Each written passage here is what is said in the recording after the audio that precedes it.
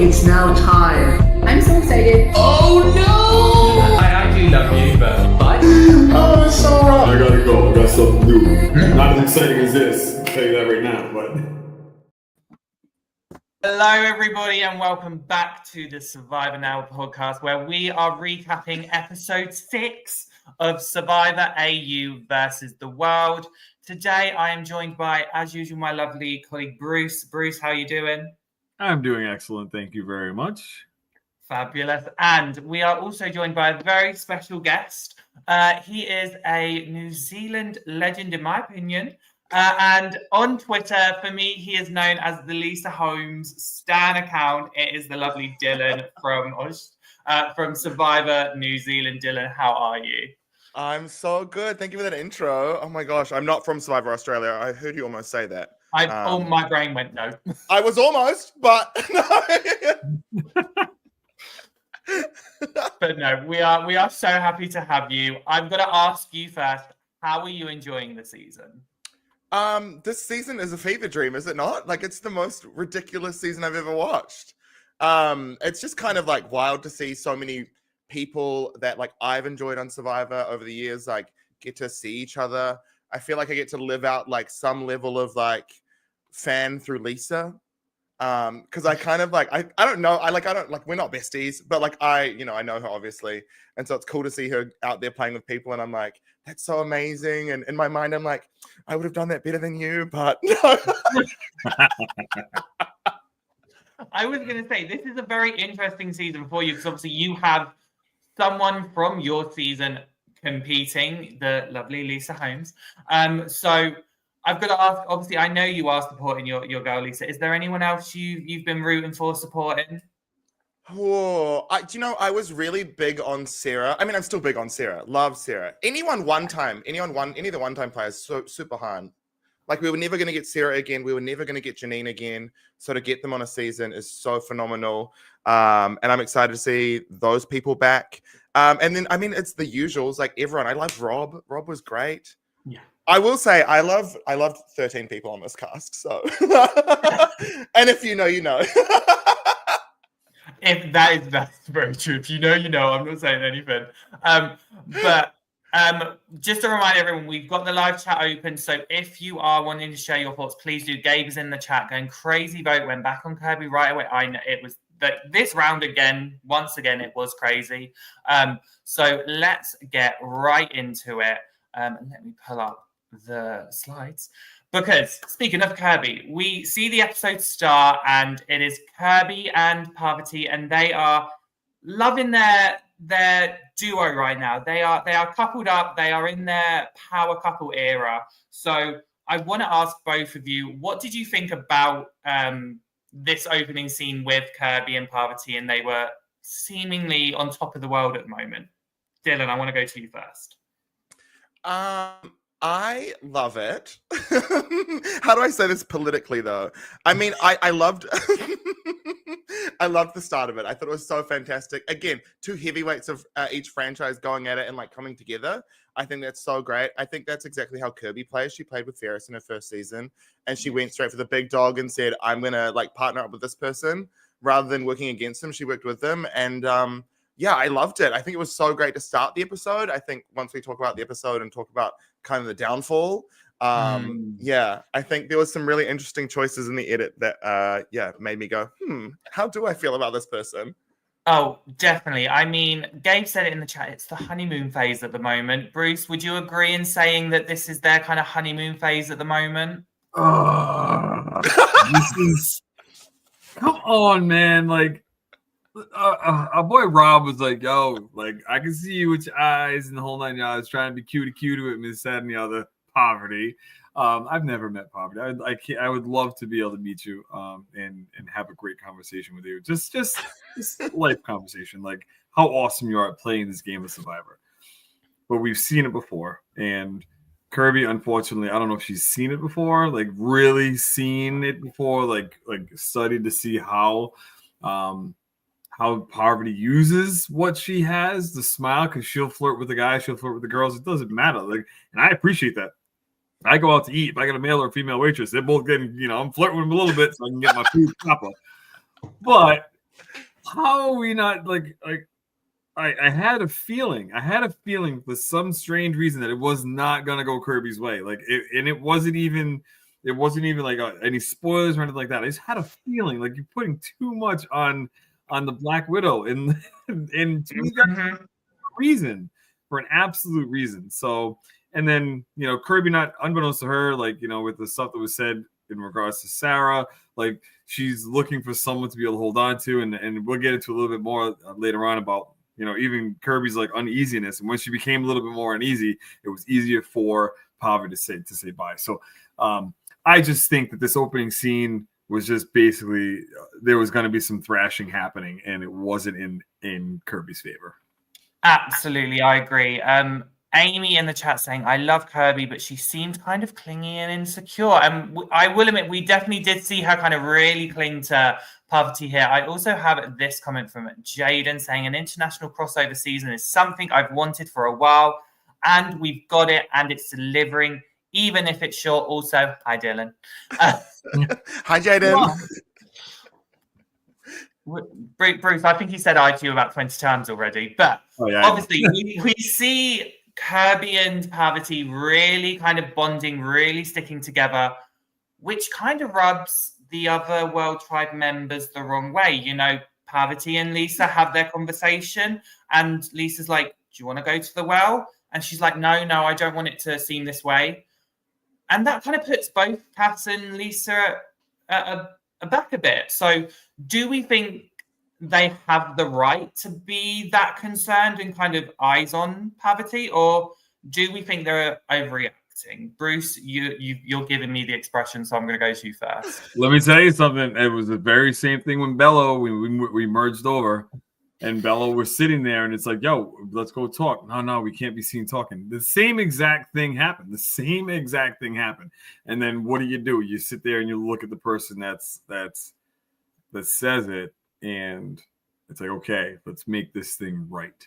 And we can't make it right. Now you have Lisa and Cass sitting there like, oh, well, we can't talk. And I don't want to hop ahead too far, but there was one point in time, if you remember seeing it, Lisa was in the woods, and you got Parvati walking by with Kirby. And it's like, Lisa just like I guess I'm on the bottom of whatever's going on here. So that is a very familiar feeling that I've had playing this game, and it isn't something that's going to be sitting there and it's just going to fade away in someone's mind. These two are going to have some kind of say at some point in time, I think. Yeah, absolutely. Dylan, what did you think of this moment as well? Because clearly the girls clocked it. The girls are fighting, that's for sure. Lisa's. I keep saying this on Twitter, and obviously it's not coming through the edit, but like Lisa's a winner. Like, she's played this, she's won it. She orchestrated every single vote out in the merge of our tribe. She flushed 2 idols. She's on top of her game. She turned best friends against each other. Like, I don't know if you know this about our season, Bruce, but we had 2 people who were cast who were from the same high school. They were like best friends. Yep. Like, no one knew about it.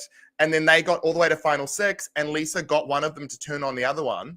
Really? And yeah, she got the best friends to turn on each other. She did a 3-2-1, and she flushed an idol. Like, she flushed 3 idols in our season.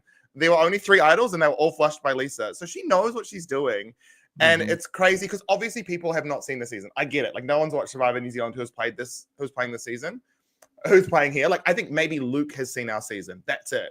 But like, it's crazy for them to be like, oh no, I don't want to talk to you. Like, we don't want people to think we're close. You just came from a tribe of 5.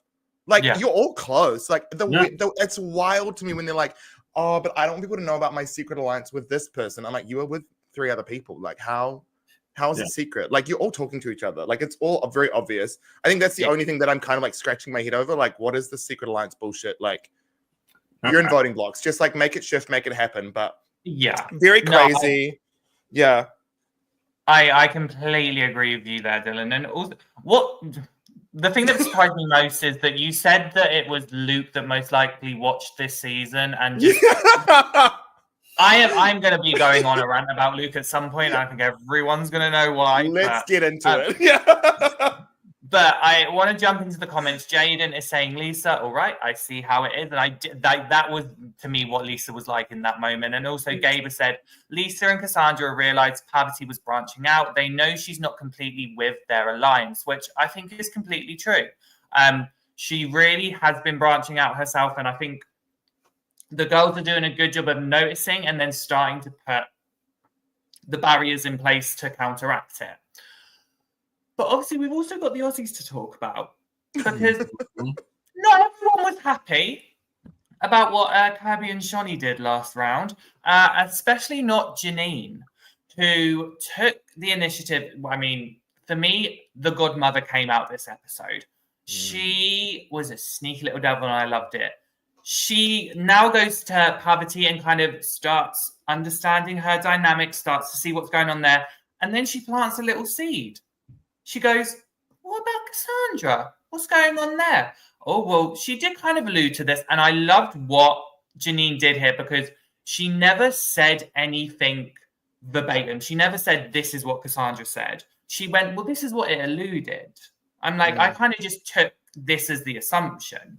So all she's giving Parvati is assumptions. She's not giving her straight facts. So this moment for me was, I already loved Janine. I was already Janine's stan. But this moment I was like, and this is why everyone else is going to stan her because this is why you don't cross the godmother. Dylan, I want to go to you first. What did you think of this moment? Like you said, she came to play. Like she's woken up. I don't think she was ever asleep. Let's be clear. I don't think she was ever asleep. Yeah. But she's such a good businesswoman. She runs like a multi-billion-dollar company. So it's ridiculous she's even playing this again. Because she's not playing this for the money. She doesn't need the money. She's playing this purely because she loves the show and she's very, very good at it. And to a point, she wheels and deals with the best, and she showed that she could. And she pulled one over on Parv. I thought that was whether or not Parv fully believed it. Because we obviously saw her go to Cass and talk to Cass about it. But the fact that she was able to put that in her and like plant that seed and then like kind of get the ball rolling and have everything else happen after the fact, loved it. And this is exactly why she should be on this season. I think people have been talking a lot of shit about her and being like, why is she here? Why is she on this season? I'm like, this is why. She's incredible. Yeah. Like, if people think, why is she on this season? Go watch Champions versus Contenders 2 and tell me why she's on this season, because that is the perfect reason. She's not called the godmother for nothing. Bruce, what did you think of this moment? I can echo what Dylan's saying. Like, she planted that seed really quick. And people don't realize, like, you don't need to dig a 5-foot hole to put a seed in. All you need to do is just disturb the surface. And in the game of Survivor, all you have to do is just disturb the surface and you'll be able to literally plant any seed that you want. And with that, I really do think that Parvati got the ability to say, okay, this girl is going to do my bidding, but I think that there's going to be a problem at some point in time. So I don't need that coming back at me. So how's this all going to work out? And then, but Janine just did it in a way that if you work in corporate America, yes, everything's going to be perfectly fine. Here's a shiny little, penny, this, that, and the other, but all the things are working in the scene, behind the scenes. She did a great job in doing that. And I think Parvati wasn't completely on board with it, but it was just enough for her to be like, oh, well, maybe that could happen. Because like anything else, Dylan, you played the game. You hear somebody say something, and you straight up are like, yes, that is just about factual, because you have nothing else to go on. And again, everybody's got their own reason why they're there. They all want to win $1 million or $250,000 for this episode or this season. But it's like, it doesn't matter. You start saying someone's name, and it's like, you don't need facts to back that up. And you're not going to go running to that person. Why did you say this to me about me? You're not going to do that. You're just going to kind of run with what you got, because that person is supposed to be, someone reliable to talk to. So, no, and they brought it up. I think they brought it up in Tribal. There's only one day between all of these votes. It's not like a normal season. You don't have 3 days to kind of cross-reference and go and see everyone. Like, if someone comes to you, this scene could have been filmed, I don't know, 2 hours before Tribal Council, and suddenly Parv's like, oh fuck, like maybe I'm in danger. You've just got to like go to the people you think you've got with you and like try and make something happen. It's just the pace is crazy. It's so good. It's so good. The pace is like, I didn't think I'd say this about a 16-day season, but the pace is great. But that's not to say that we should be ever doing this again, Survivor. Don't be giving us 4 seasons. Listen, the Survivor 26-day game. Survivor AU, don't be doing the 26. 26-day game is so fast as well, but this is equally as fast with less people. Mm. You know, like you're constantly doing something. We had one day off, and it was like we were waiting for Jeff to come popping out of the woods. Hey, guess what we're doing today? But it was that alone was paranoia. You know, like somebody says something like we could be doing this today, and it's like, okay, like you said that, and then it doesn't happen. Oh, you liar! Like, you know, just things like that. But yeah, this game is fast. It's extremely fast. Absolutely. I just want to quickly run to the chat because they've been doing a great job. Jaden says, "Lol, Kirby voting out Sarah last episode," and then it's like, "Yeah, Aussie chunk," and the other ones are like, "Really?" And then also you have Gabe that said she went into Godmother mode, and like Janine truly went into Godmother mode at this point. And then also Ellen in the chat is saying it didn't help. She got purpled for the first 3 episodes. Great, we're finally getting some confessionals and some more screen time from her. Absolutely. And also Jaden said, I like that she proves older women can play the game well. And I think you never doubt an older women archetype. We have seen so many times they can kill it. But obviously we see in this that she tries to kind of throw the target onto Cassandra and kind of make that crack occur. But the immunity challenge has a different idea. Because for this challenge, they have to hold up 2 heavy pillars, which I believe it's 15% of their body weight, which I'm also going to assume was their pre-game body weight, which is going to be a lot heavier now. And they had to hold it up for as long as possible. First things first, Dylan and Bruce, what did you think about this challenge? How do you think you would have done? First things first, if I get put on an Australian Survivor season, I'm immediately going on a diet. I'm losing as much weight as possible because I'm currently 100 kgs and you're telling me I have to carry 15% of that? Like, absolutely not. No way. Like, it's insane. Their challenges are so ridiculous. I'm not gonna be an ass about it, but I'm gonna be cocky about it. I would rock that shit. Like, that would have been so much fun to me. Like, listen, I saw that and I'm like, yo, 50. I'm doing the math in my head, so 15%. So it would have been 180 when I went out this. So it would have been about 23 pounds, and they separated it on both sides. So I'm sitting there and I'm watching Cass do her thing, and I'm like, I'm watching her shoulders. I'm seeing what she's locking them in the back and holding them there. Like, that's what it came down to. You got to lock it in the back and just kind of hold it out there. But I don't know. I would have killed it. I want to be an Australian Survivor. I think I'm gonna try to make some phone calls or something. Maybe put it in that game because I literally love their challenges. I love the challenges, and they're physical. Like, this season's gonna be, I think, a little bit less physically taxing just because they're a little bit older, whatever have you. But regular season, man, they're going nuts. They're doing the things that they used to do in the old school Survivor. Like, I'd love it. I absolutely love it. I think I can speak for all AU fans when I say they have the best challenges. Like, the AU challenges are like here. Like, every time I watch US now, I'm like, oh yeah, but Australia, they just I'm like, I want to do those challenges. I think I would have done okay in this challenge. I don't think I would have won. I know I could hold, like, my shoulders would be fine. I don't know about my arms. My arms are weak at this point. I'm not. And I'm saying that as an ex-dancer. I used to hold people up above my head. Nowadays, no. I've not been training. But the chat is saying, obviously, Gabe, endurance challenges. Modern US could never. Ellen, I did enjoy this. This challenge looked like how they're all struggling, and JP was just laughing at them, which I loved. And Jaden's kind of on the rest of it. I wouldn't have lasted a minute. But obviously, we did see some really good kind of challenge beasts here. It once again came down to Cassandra and Parvati. And what I found really interesting was when JLP mentioned that it was them two, and he went, maybe there'll be a deal that happens. And you just see Parvati go, shh, which I thought was very shady because, I mean, well done on Cass for being like, I'm not going to talk about this deal, but I do think if she was to have brought up that deal then, Parvati would have been in a very sticky situation. Yeah. If that did happen, what do you think could have gone on there? I'm going to go to Dylan for that one. I wish she had have said it, but I also feel like Cass, from what I gather from Cass, she's too proud to even bother asking that question. I don't know that it would have crossed her mind. It didn't cross her mind in that first challenge. I think she just wants to win. And I really respect that about the Tommies and the Casses of this season. Like, they're just in there and they're just going for it. They don't really care. They don't really care about, they're not going to go, let's have a deal. No, they just want to win. Yeah. Which I like. So, yeah, wish she would have asked it, but I don't think she ever was going to. And I don't think she needed to. No, I don't think she was going to. Part of me wanted to see, like, if anyone else was going to kind of, like, jab at it. Like, I could have seen someone like Tommy, like someone like Luke, actually. I could have seen Luke going, didn't you guys struck a deal this, like, last time? I could have so seen Luke do that.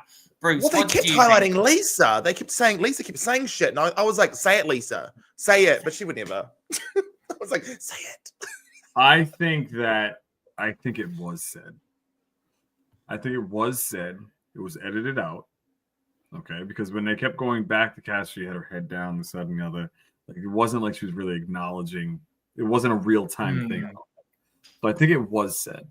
And I really, I'm going to say that that's going to come back and bite Parvati in the ass.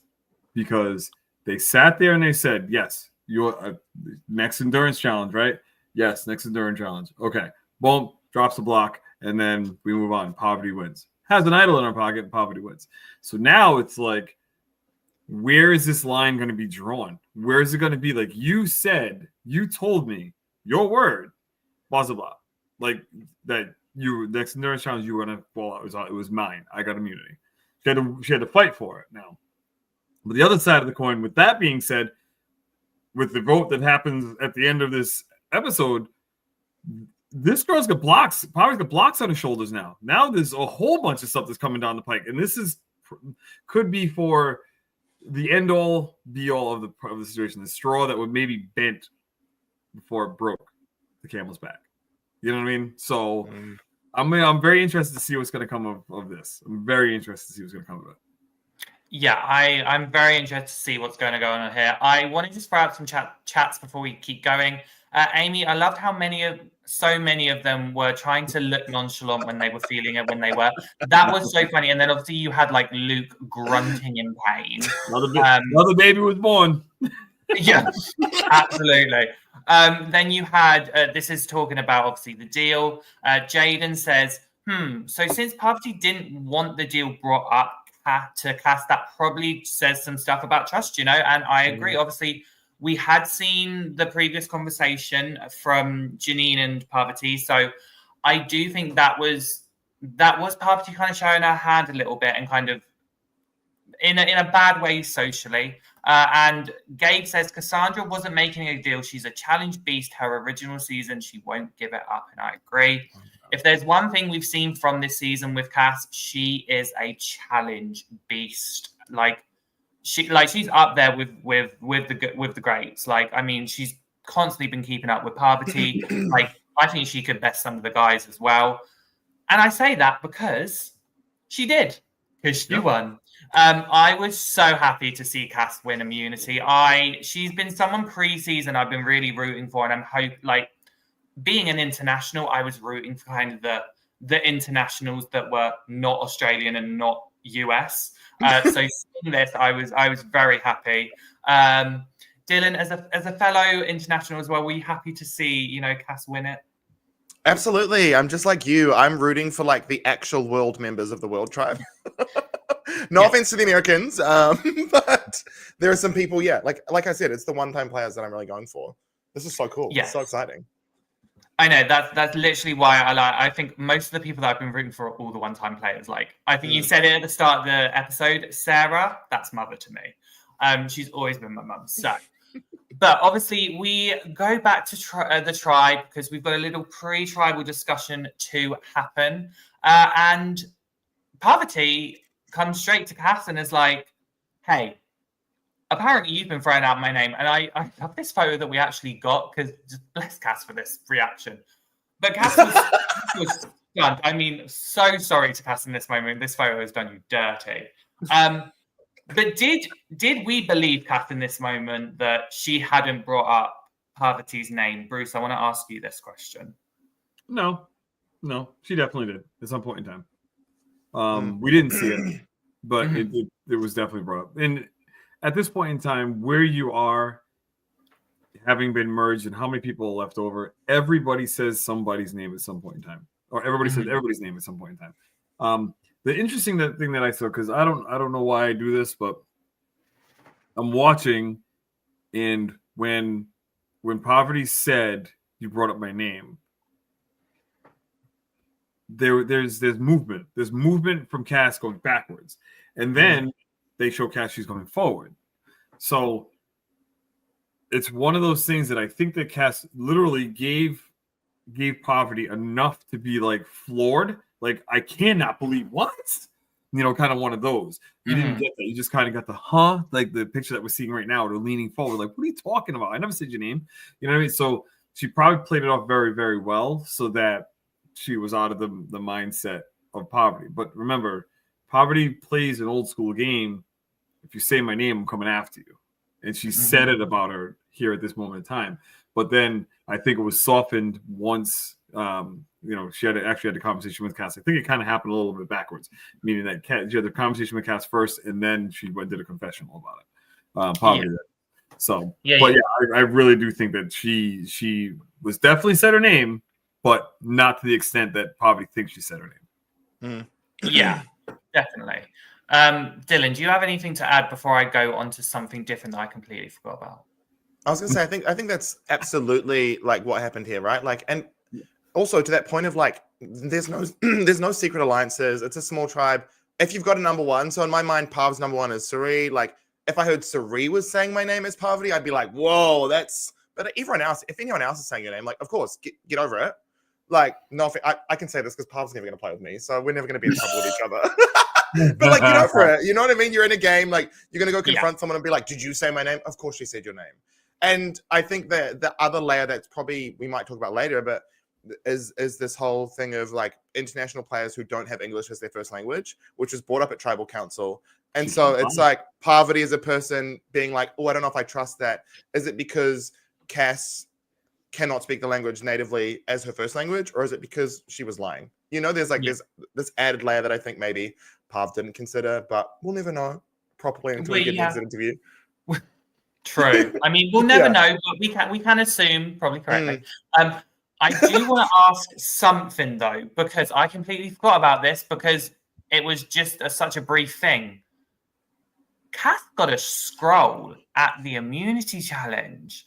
I completely forgot about it because it was just it's not a matter until next episode. Yeah, she has to read it the next morning, so tomorrow morning after the tribal tonight. So what do we think that scroll is going to be? Because it could be we know Survivor AU throw mental twists. What could this be? What do we think? Knowledge is power is already out there. Yeah. So Parvati has that. Parvati has that in an immunity idol. So whatever. We saw them leave tribal, right? Yes. Yeah. Okay. All right. Yeah. So it's got to be something. Maybe they took something from the U.S. Survivor that, if you feel like the heat is on you, you can just walk away. I forgot what that was called. Safety without power? Safety without power. That's it. Yeah. So having the ability to be able to maybe do that. Maybe they took that up from, because knowledge is power. Has that been a part of any other international Survivor aside from it has? Okay, I'm sorry. Yeah, it's been in AU. We've had a couple knowledge is power and brain when Brains v Brawn. One of them came out. It was kind of a weird one because it was never really stated what it was, but then in exit press, I got to speak to Zara and Laura, and they both said it was a knowledge is power. So okay, all right. So I'm thinking that this is safety without power. I'm thinking that it probably is that. It's an advantage. It's an advantage in the game. What else is it going to be like?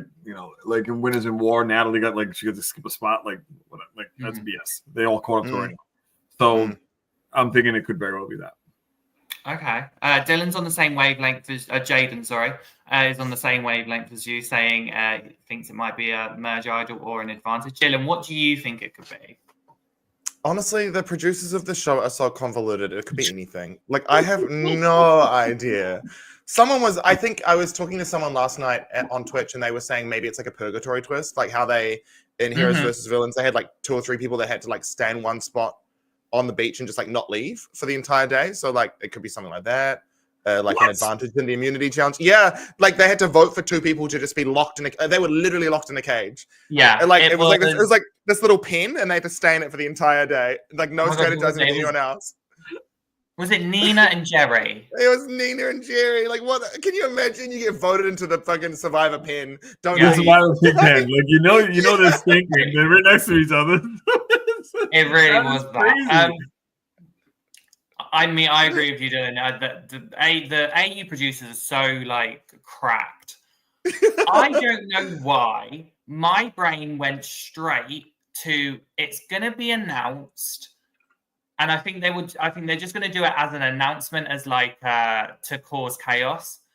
They're gonna announce that episode or that round, they're gonna have a back-to-back tribal. So they're gonna have a tribal. Someone's going to go, and then they're going to have another tribal with maybe an immunity in between. Like they kind of did in like South Pacific and a version of it in Cook Islands. Could be something like that, because we've got to remember there's still, I think, 8 people there, and I think they're now on like day 10. So like they've got to try and get quite a few of them gone. I got to build some bodies on the side. That's crazy though, because that's not an advantage. Like if I was the winner of that as an advantage, and your advantage is, by the way, there's gonna be 2 tribals tonight, I'd be like, what the fuck? Where's my double immunity? Like, just give me the advantage. Like, that's what I'm trying to think though. What it could be. That like, I'm so stumped. Chat, if you have any ideas, please tell it, because I really have no idea.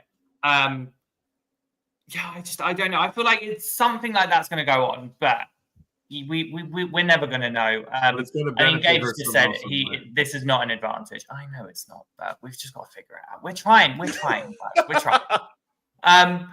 But what we are going to do is we are going to take a quick little break. We're going to hear from our sponsor, Katie Tedesco Art, and we will be right back to talk more about this pre-tribal, because it gets crazy. Do you have what it takes to outwit, outplay, and outlast? Katie does. Since 2015, she's been handcrafting Survivor treasures for super fans just like you. Hidden immunity idols, she's got them. From one world to the Philippines. Every piece is designed and created by Katie herself. Check this out. Katie's brand new tribe emblem coin, a collectible inspired by Survivor All-Stars, a must-have for any super fan. Keychains, oh yeah. Ride along with Keith's legendary tuk-tuk, or try your luck with the do or die twist. What is that, the most famous stick in Survivor history? Yes, that stick. Katie doesn't stop at idols. Oh no, she's even bringing in international flavor with an Australian Survivor cookie idol twist. Idol nullifier, safe or not safe, she's got them too. How about something you can actually wear to tribal? Katie's Survivor earrings are hot right now. Want your idols on the go? How about keychains? Take your tribe with you everywhere. And don't forget Katie's most famous Survivor product, Survivor trading cards. Fans love them, and so do the players. With over 500 cards and full stats on the back, you can collect your favorites from every season, including the full jury from Survivor 48. Katie Tedesco Art is the Survivor super fan shop, made by a fan for the fans since 2015. Check it out now on Etsy.com and follow her on Instagram at Katie Tedesco Art.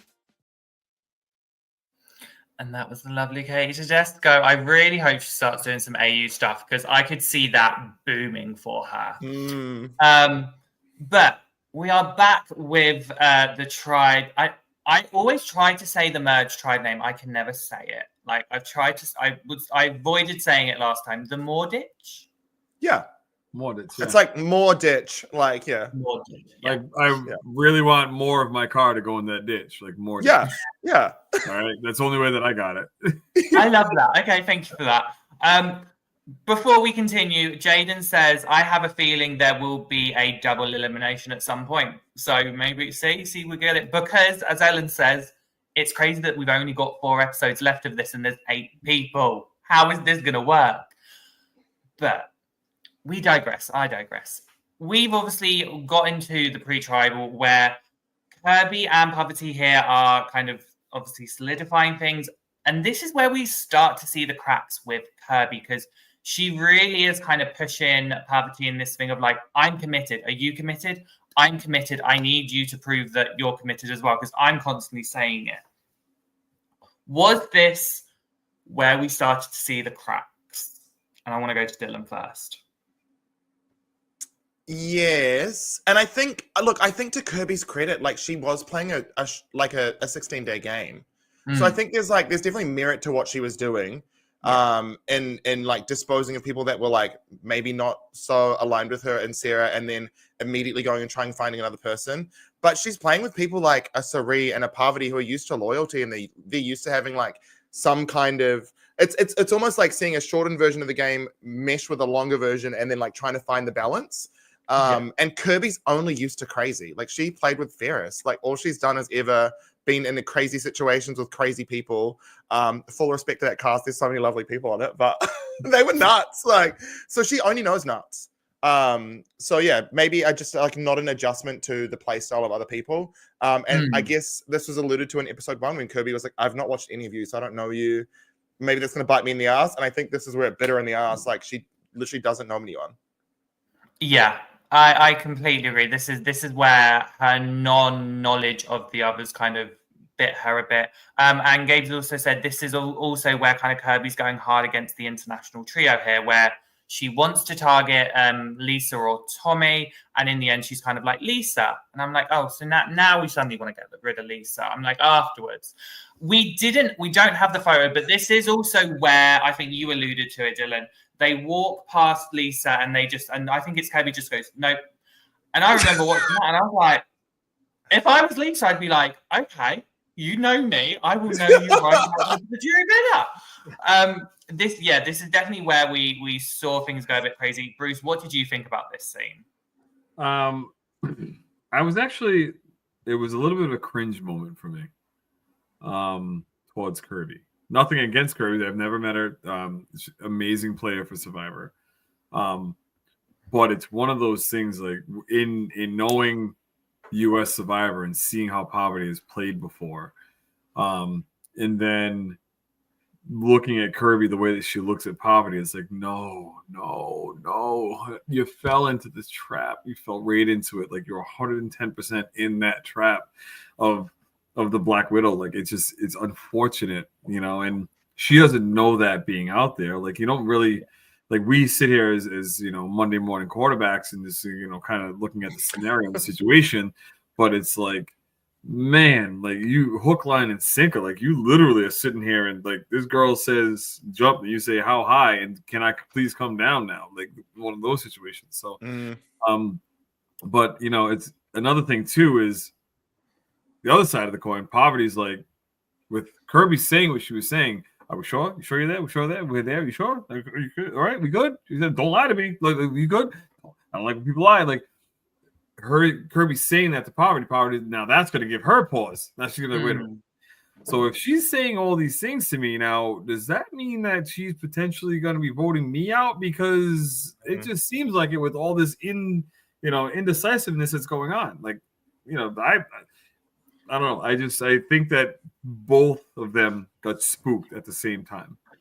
Yes, I think you said that perfectly just then, Bruce. They definitely got spooked. And I mean, Amy kind of said it, like, obviously, this is what Kirby said. I get nervous with my ride or dies. They break my heart. And that is alluding to, obviously, her showman's last season with Ferris, the lovely lovers' quarrel that they just had constantly. But I definitely think they kind of spooked each other a bit. Not like immensely. I think they were always still kind of close together at this point. But I definitely, you could see that they were getting a bit wary. However, that's not all that happened this episode, because we then see Shonee coming out of nowhere and kind of going, by the way, Luke, let's just throw out Serene and go with the international trio here, which... this for me came out of left field. Dylan, what was your reaction to this? Because I thought that Luke and Janine were going to be on the same page, and this was not on the same page. I was so confused. Yeah, I think Shonee's doing something really unique this season that she hasn't done in any other season. She's a lot more fluid. I think every other season she's kind of like stuck to people and just like gone down with them, which is admirable, but it doesn't win you a game of Survivor. So for her to like vote with this like trio or this 4 and then go, okay, let's like switch it up and go here. Interesting that people are wanting to work with the international 3, but none of them see them as threats. Though they're all like, I'm going to go with this obvious group of 3, and then let's just go here and then, but let's vote them out because none of them are threatening to me. I'm like, I don't know. It's yeah, there's so many confusing things in the edit. And as an international fan, I'm like, what the f- are you doing? But yeah, love Shonee. I just love that she's doing it different this season. It's nice. It's refreshing.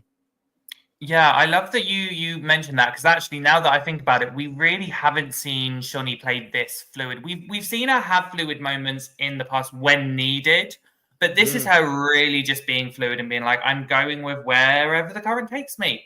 And she's like, I'm just going to be iconic about it. Bruce, were you surprised when like Shonee kind of came up with this idea? I was not necessarily surprised. I was kind of wondering maybe why it took so long. You know, and it's funny, like they all merge Aussie strong, and it's like no, it's you can't because you got to see where the fracture is, and Kirby happened to be the fracture, but you got to be able to see that. You should have been able to see it when literally Kirby's like hanging on Parvati's arm, like from the jump. So there's a fracture right there. But anyway, her going over and saying that, I don't like the idea she said 3. But her going over and saying that, like, this is where we're at. We already know they have like what 5 days left, and it's like, okay, like they got to get this ball of wax going, because maybe she looked at it and said, okay, Serene is like, you know, just the queen when it comes to the people that are there on Survivor right now. So if you really watch the conversations, I don't know if she had a conversation with Serene as of yet. I don't think they showed it, but you have a conversation with Serene, she's going to lull you to sleep, lull you to security. And maybe she picked up on that, and she's like, well, Serene's got to go because she's threatening, you know, for my game. And she gets in there, and she's, you know, the jury's going to love her for all the conversation that they're going to think back in regards to. I bet you that nobody that's going to be going for the next 3 votes, no one's going to go to Ponderosa and be like, yeah, Serene really rubbed me the wrong way. You know? So don't let her get to the finals. I mean, it's Serene's missed. Like, she just has that charm. I mean, I watch it and I'm like, yes, Serene, whatever you want, Serene. What would you like me to do? You'd like me to vote myself off? Okay, that's fine. I can do that. I'll do that. In the chat. Okay, Lisa. Yeah, I'll do that. No, I love Lisa with that. It's just, I'm with you on being a Lisa stan. Just saying. Just quickly going to the chat. Gabe saying, Shonee committing to not having a number 1 this season. She really is going fluid this time. And I think that's one thing. We're not really seeing Shonee's number 1. We kind of thought it was Kirby, and then we've seen this. We kind of saw it like maybe being George. No, not that. So I do agree with that. And then also, Jaden, I agree. Why didn't Luke or Janine tell each other what was going on? Because it just seems weird. And also Tanya saying, I haven't seen anyone talking about the edit and how they kept showing literal lovebirds after every Parv and Kirby scene. I didn't see the lovebird part, but I need to have a look at that. But we do need to move on, because obviously Luke wants to go on a world tour. He wants to go talk to Finland. He wants to go talk to Quebec. And he wants to go talk to wherever that other one's from. I'm so sorry. And I feel like I've got to speak for you, Dylan, as a native New Zealander. This frustrated me to filth, only because I was like, now, Luke. Now, I'm looking at you one-on-one, Luke. I know you definitely don't watch this podcast. However, New Zealand is right next door to you. How could you forget? And also, you couldn't remember her name. That I was sat there going like, if I was watching this and I was Lisa, I'd literally be sat there just like, what is going? Like, was I that forgettable? I do have to ask you, how did you feel about this moment? I mean, look, there's a certain rivalry between Australia and New Zealand. So part of me was like, is he doing this for the camera? Like, is this played up? Like, what's going on here? And like, look, little side note for this season in particular, the pregame was kind of insane. Because, like when you hear that this is coming out and there's like certain players or like there's certain franchises that are being represented, like, and people start liking your posts again on Instagram, or they start reacting to what you're doing. And I had certainly told people in my DMs, I was like, it's not me, so don't waste your time here. And so certain people who were talking about where's this person from, I'm like, you were in the DMs, you know exactly where this person is from.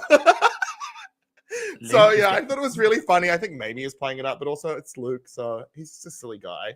So I have a question. If you're from Australia, you're called an Aussie, right? And you're from New Zealand, you're called a Kiwi, right? Mm-hmm. Okay, so he knew. He had to have known. There's no way. Come on, 100%. There's no way at all. Like I'm looking at like when I was laughing when he was saying it because they showed it in the preview, after the last episode for season episode 5, and then he said it. He said it here, and I laughed equally as hard. Like it's just come on, yeah, it's no possible. Like you're kissing cousins at this point in time, like Now I can definitely say I don't know if they'll be like that. I know, Dylan, the rivalry that Aussies and Kiwis have at time to time. So Bruce, I'm going to push back on that one. I don't think they'll be kissing each other anytime soon. But just the chat is also kind of agreeing. Like Amy, it was Luke's the funniest one left. Tanya thought it was hilarious. Luke was just having fun. He saw Lisa's season. Gabe's also saying, what an analogy, Bruce. What I can say is Bruce will come in and say the wildest things and I will love it. And I will just think, I've got to take a beat to think about that one. This would be the perfect time for the commercial. Be like, have that in your brain. Now let's go to stick around. There's so much more up here. Yeah. But obviously at this point, Bruce, I'm about to take you off the screen because I'm about to laugh.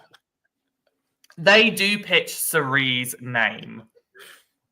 And all I needed was Lisa's look to determine that was never going to happen. Yes. Because if there's one thing that Lisa is not going to do, it's vote out Serene right now.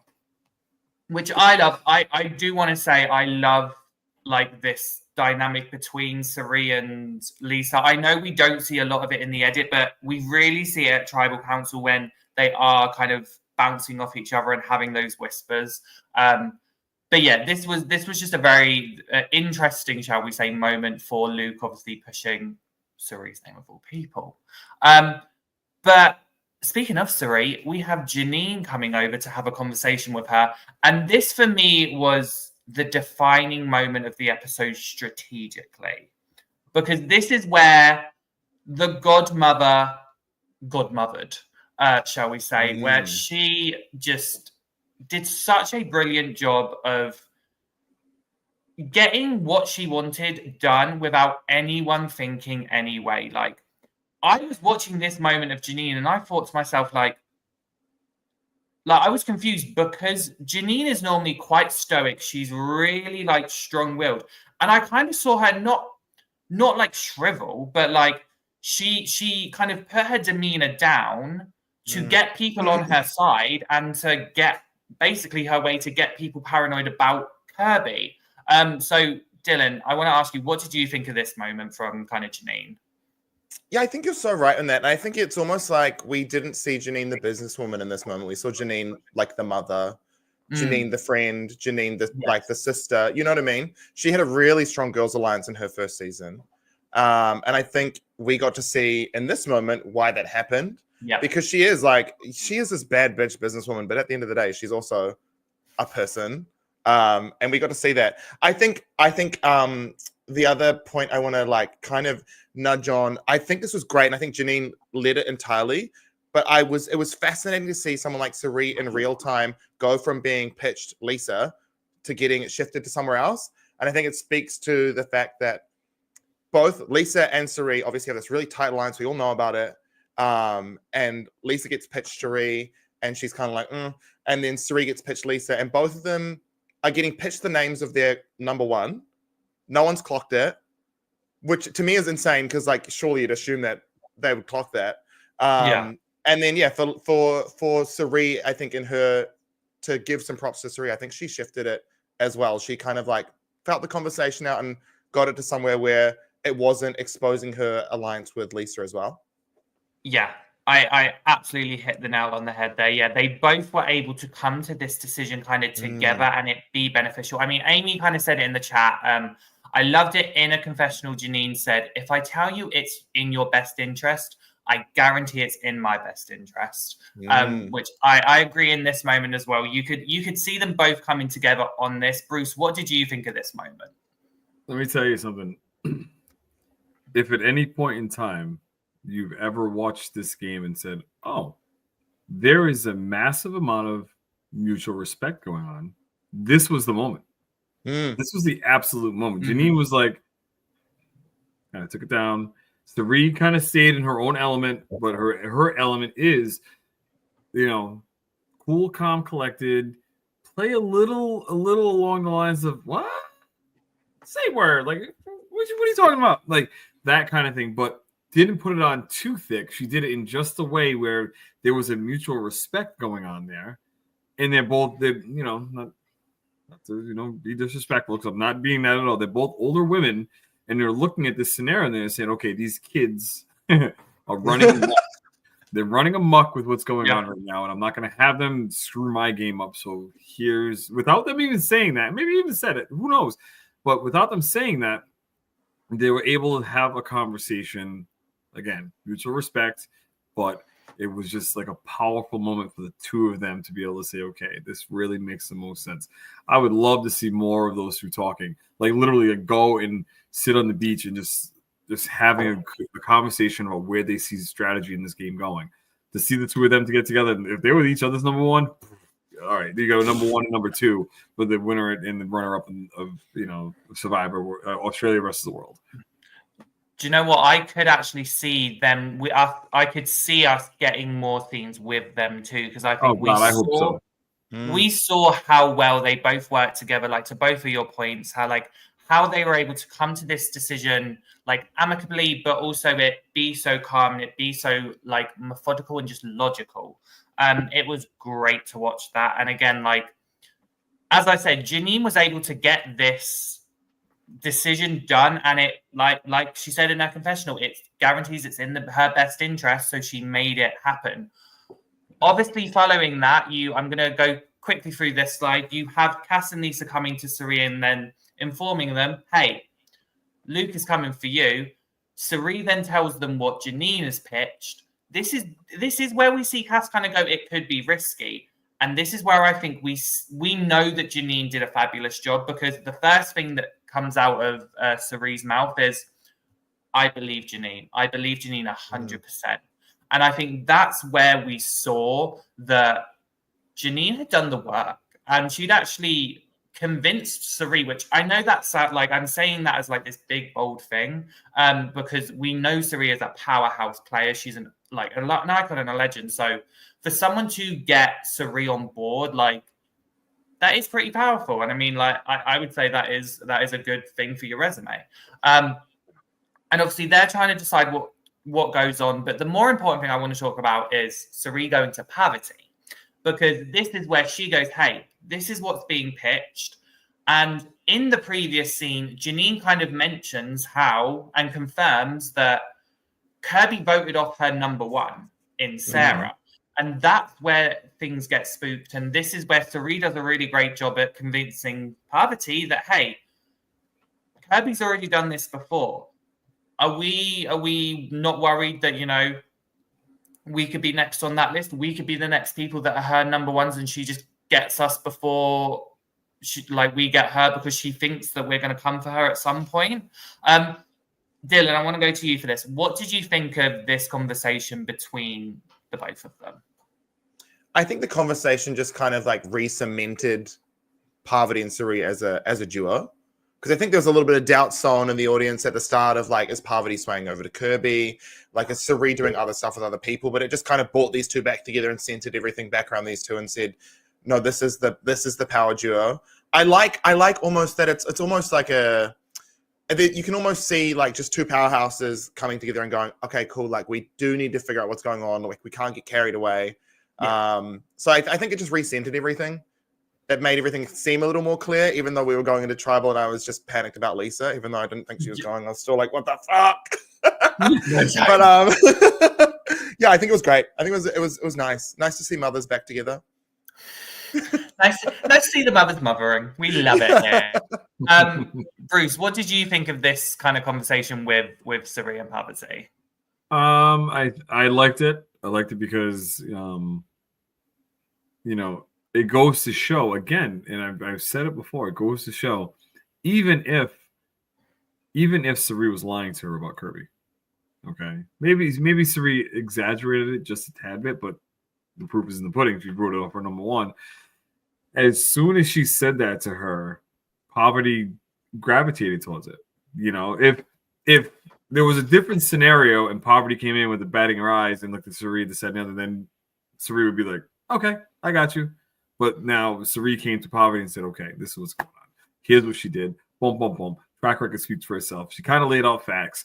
And then it then put that doubt again into, Parvati's mind. But also, if the edit goes the right way, this is a point in time after she just had the conversation with Kirby about Kirby saying, my number ones break my heart, along those lines. So now it's another thing on top to stack that Parvati's going to look at Kirby like, are you going to be good? No, you're not going to be good for my game. I got to Yeah, it was. I think Dylan, you said it best for me. It realigned everything. It put everything back into center. I want to get to the chat. Parvati finding out Kirby took out her number one and made her reconsider. And also Georgette is finally in the chat again. Hello, Georgette. Kirby let her schoolgirl crush on Parvati cloud her judgment and get voted out. Also from Jaden, I mean, with how clingy Kirby kind of came off to Parv probably realized she would be in danger. She voted Kirby and she didn't get sent home. So it was an opportunity to get rid of a wild card. Because I just want to go to this scene before we go to the tribal council, because this is where we see them kind of shaky, and obviously Kirby reveals like she has obviously the little trust issues with her number ones because of Ferris.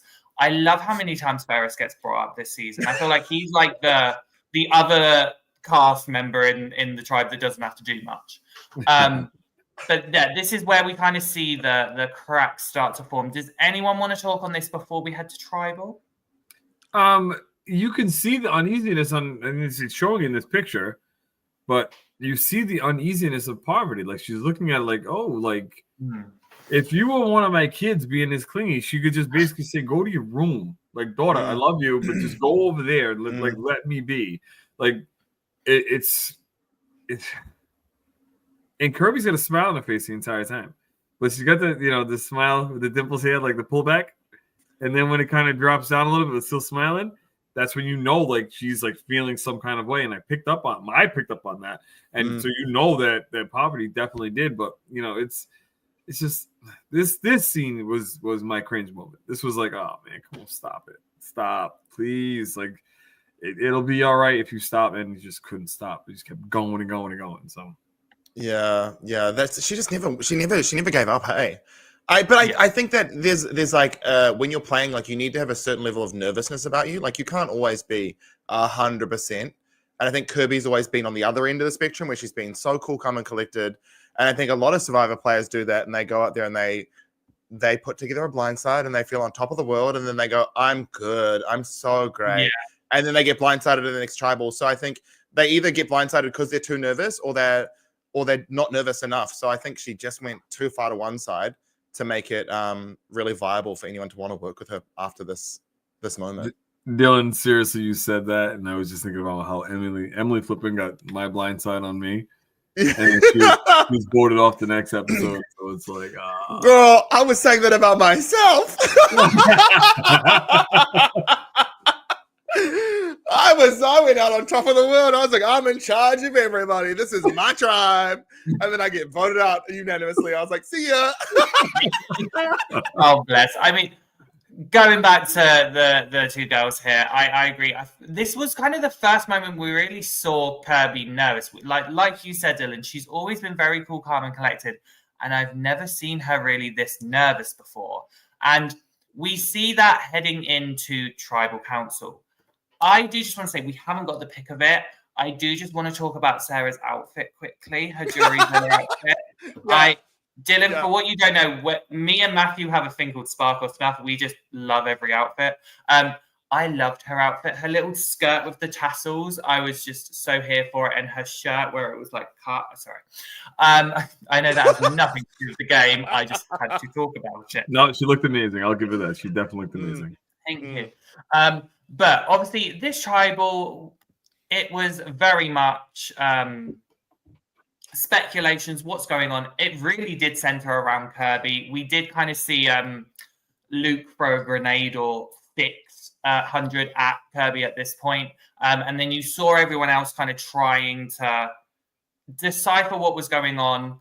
I did love Cerene's quote. It was the flim-flammed, bamboozled, and hoodwinked. I was like, that is the title of this episode. With this tribal, was there anything that stood out for either of you? Dylan, I'll go to you first. Do you know this might have been the most normal tribal council we've had all season? Which is, it's crazy to say that this is a normal tribal. I just was looking out for Lisa. I'm on Lisa watch every moment of every second of every day of this bloody season. So it was good to see her whispering. Yep. We love seeing Elisa. I mean, it's not a tribal council now without Elisa Whisper at this point, to be honest. Bruce, any moments that stuck out for you? Nothing that necessarily stuck out. Dylan had said this was a normal tribal.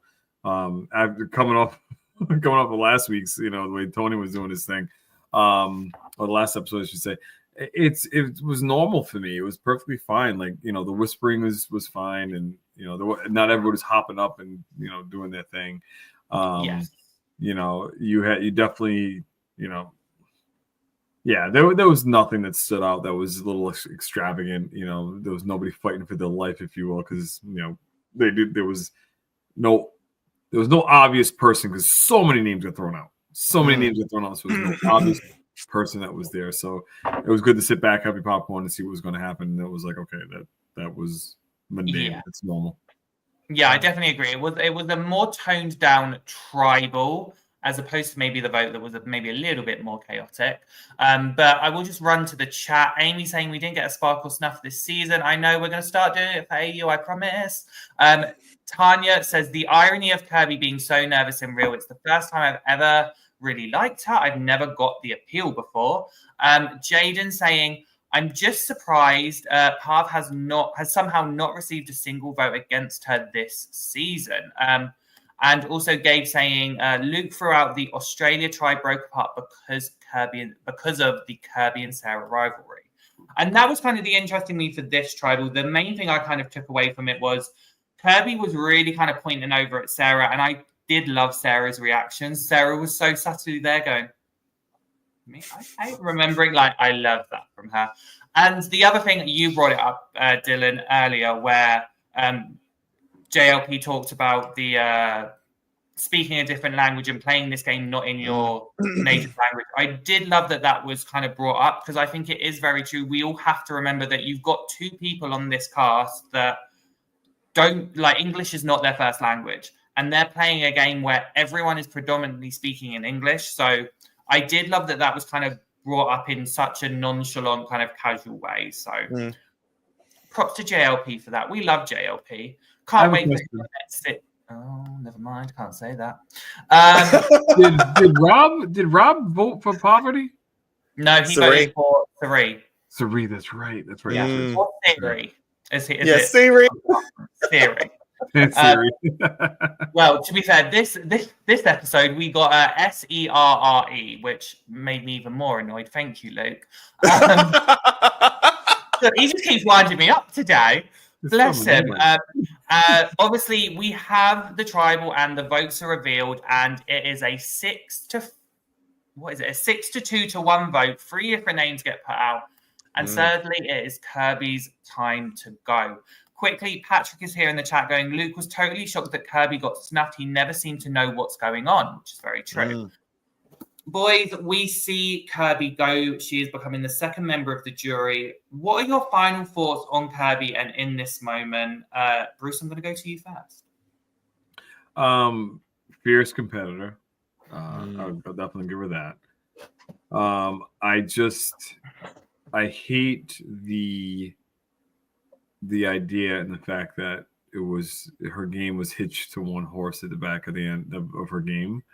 And I understand that she wanted to work with Parvati. She said it. I want to say, I think it was episode 4. She said that she wanted to work with Parvati, like when they finally got together. But it was, I think somebody had said it earlier, the schoolgirl crush, I think that was very overwhelming and kind of snatched her game away from her. But I honestly wish that she would have stuck around one more week. In my mind, the scenario would have been, everybody walking around saying Kirby, but then saying Parvati.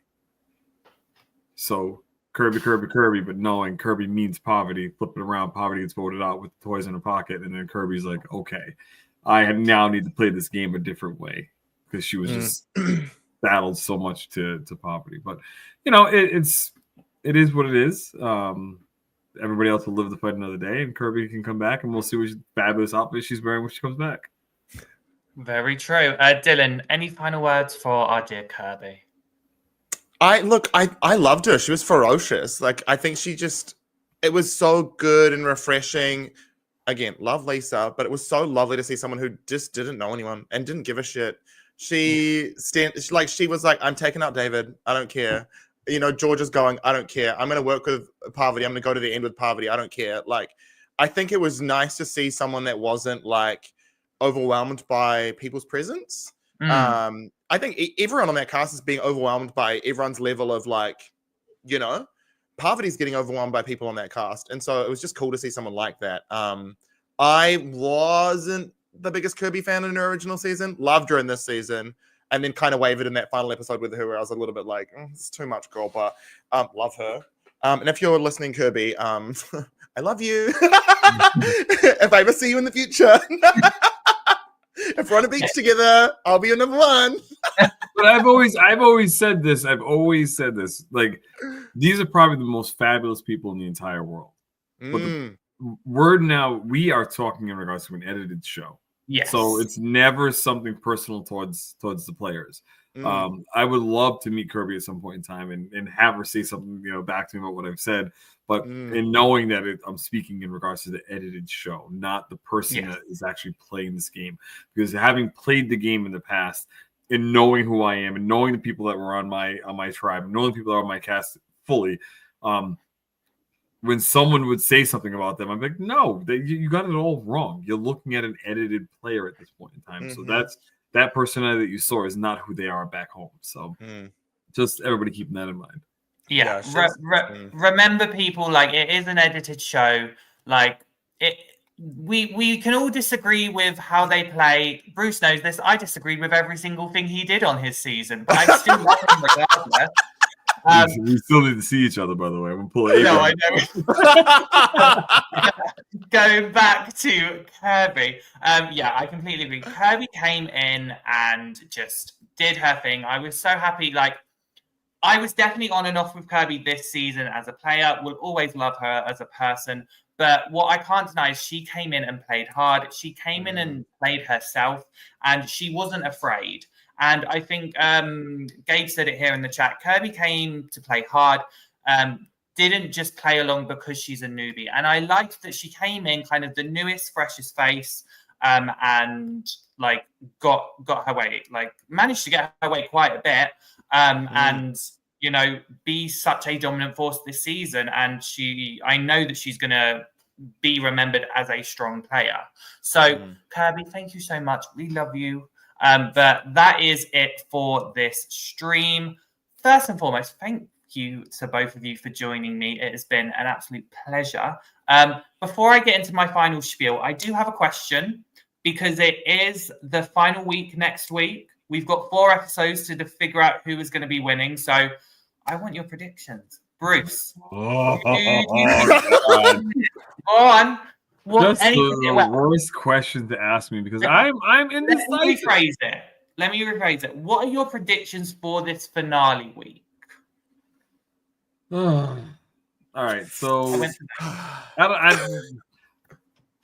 I think that, let's see, Parvati will probably be voted out within the next 2 episodes. I think Lisa's going to be sitting in the final. There will be one of the 2 men that are there. One of the 2 men will make it. And then maybe Cass. Cass could be one of the final 3. Like if that's how they're gonna roll it, if they're gonna keep the final 3 that way. But I really am taking a look at there are so many great characters, so many great personalities in game players that I really am indecisive in who's gonna win this. Like and it's been great so far, so I know I'm gonna get great content. Yes. From this beautiful season that we're watching. Oh, absolutely. Dylan, any predictions for this finale week? What do you think's happening? Look, I love my girl Lisa. I don't know if you know that already, but I think she's giving losing finalist. Oh. I feel she is, and I love her to death. But I think she's giving losing finalist, and I think to Bruce's point, I think a male will make it to the end. Unfortunately, it could have been a final 3 of all women. It could have been a final 8 of all women, but I think a man will sit there. I mean, like, do I think it's going to be the international 3 that just gets to the end and maybe does a Cass win? Because Survivor AU has done this kind of thing in the past. They've had big characters and they've got all the edit, and then you've seen someone like a Liz just pop up through the middle and take it out. So is Cass our Liz this season? I could see it. But I think the Americans are done. I think the Americans are done, and Australia's going to cannibalize themselves. I'm kind of in the same wavelength. I can see like Parvati's days could be numbered, but also we've seen her kind of keep scratching, so you never know. I really do want to see at least some sort of variation of like Cass and Lisa in the finals. I would love to see that. I just know it's going to be crazy. I want to just get to the chats before we're finishing up here. Gabe saying his top picks are Lisa, Parvati, or Luke is winning, but he also thinks that Cassandra could be a dark horse. Would love to see that happen. Ellen actually said, I thought Kirby was going to win, so I know. And also Tanya has said, definitely rooting for Cass, Serene, or Luke at this point. Do you know what? I'm going to go give some love to Janine. I think Janine's a dark horse. I think we can kind of pull her way in there because, she's managed to make quite a big move this time. So we don't know. I don't know. We could see that. Also, Patrick has just said Serene and Parvati and Lisa in the finale. I would love to see that. Thank you both so much for joining me this episode. It has been an absolute joy. Dylan, thank you so much for joining us. You are welcome back anytime, just to chat any old thing. I will happily love that. And I'm sure we will continue our Lisa stan at some point. I will just message you on Twitter going, we love Lisa. That's the post. Thanks for having me. Of course, yeah, let's always talk about Lisa. You know where to find me. I'm just always talking about Lisa. Look for Lisa in the hashtag and I'm there. I can confirm. I've seen the Twitter. But I do just have to quickly do the spiel before we finish. Just a reminder to everyone that we have a Patreon. Go look at it because you can have your name on here. Shout out to all those names. And also, just a reminder, we have got 49 coverage coming up. So we've got all that. We're going to be talking all of that. We've got something for you. We've got social. We've got stock, which is all happening in the after show. We've got some other things coming up. We've got Babes and Buffs. We've got the season finale tomorrow night. And I can tell you that a certain 48 Castaway is going to be joining us talking about the new era as we finish off our dream tribes.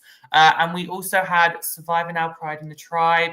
I recommend go giving that a watch, not just because I hosted it and I'm a biased little bugger, but I got to speak to some amazing castaways about Pride and what some incredible LGBTQ plus moments of the show.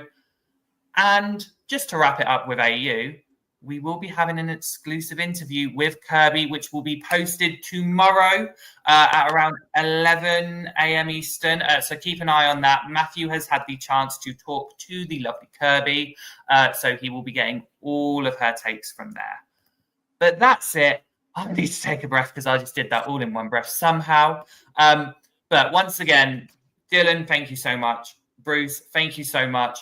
We've got 1 week to go, and this finale week I know is going to be crazy. So we will be back on Sunday for the recap of episode 7 of AU vs. the World, and we will see you then.